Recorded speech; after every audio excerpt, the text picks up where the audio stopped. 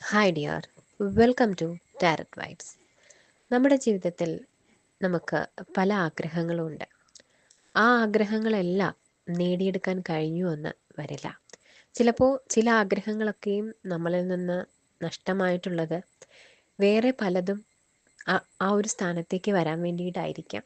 അതല്ലെങ്കിൽ വേറെ പലതും നമുക്കായിട്ട് കരുതി വെക്കപ്പെട്ടിട്ടുള്ളത് കൊണ്ടായിരിക്കാം. നമുക്ക് ഡിസേർവിംഗ് ആയിട്ടുള്ള നമ്മളെ ഡിസേർവിംഗ് ആയിട്ടുള്ള പലതും ഉണ്ടായിരിക്കാം. അതിലേക്കുള്ളൊരു യാത്രയിലായിരിക്കാം നമ്മൾ. അപ്പോൾ ആഗ്രഹങ്ങൾ സാധിക്കാൻ വേണ്ടിയിട്ട് പ്രവർത്തിക്കേണ്ട അത്യാവശ്യമാണ്. പക്ഷേ ഒരു പരിധിയിലപ്പുറം അത് വേണം എന്ന് വാശി പിടിക്കാൻ പാടില്ല. അതൊരു ബന്ധമായാലും അതൊരു ജോലി ആയാലും എന്തൊരു മെറ്റീരിയൽ തിങ് ആയാലും ശ്രമിക്കാൻ നമുക്ക് അവകാശമുണ്ട്. പക്ഷെ അതിൽ കൂടിയേ തീരൂ എന്ന് വാശി പിടിക്കുന്നത് നല്ലതല്ല.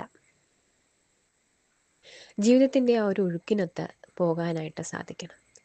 എവിടെയെങ്കിലും നഷ്ടമായി കഴിയുമ്പോൾ, കൂടുതലും ബന്ധങ്ങൾ നഷ്ടമായി കഴിയുമ്പോൾ മനുഷ്യരവിടെ സ്റ്റക്കായി പോവാണ്.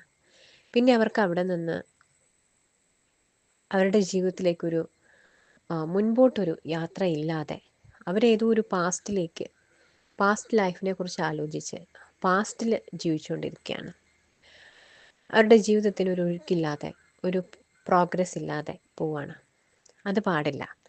അതെന്തു വേദനയായാലും ആ വേദന സഹിച്ച് ആ ഒരു വേദനയിൽ നിന്ന് പുറത്തേക്ക് വരണം.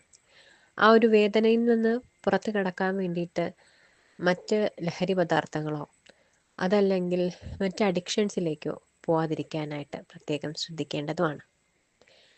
നമുക്ക് ആ ഓരോ വേദനയും തരുന്നത് ജീവിതത്തിൻ്റെ നേരായ കാഴ്ചപ്പാട് കാട്ടിത്തരാനാകാം. ആ ഒരു ജീവിതത്തിൻ്റെ ശരിയായ വശം മനസ്സിലാക്കാൻ വേണ്ടിയിട്ടാകാം.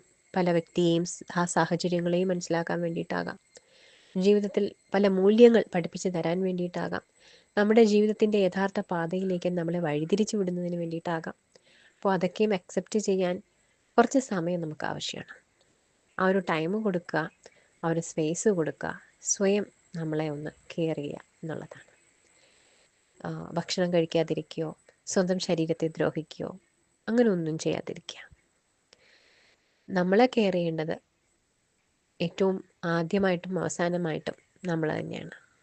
അത് മാക്സിമം ചെയ്യുക, വളരെ നന്നായിട്ട് ജീവിതം മുന്നോട്ട് കൊണ്ടുപോകുക എന്നുള്ളതാണ്.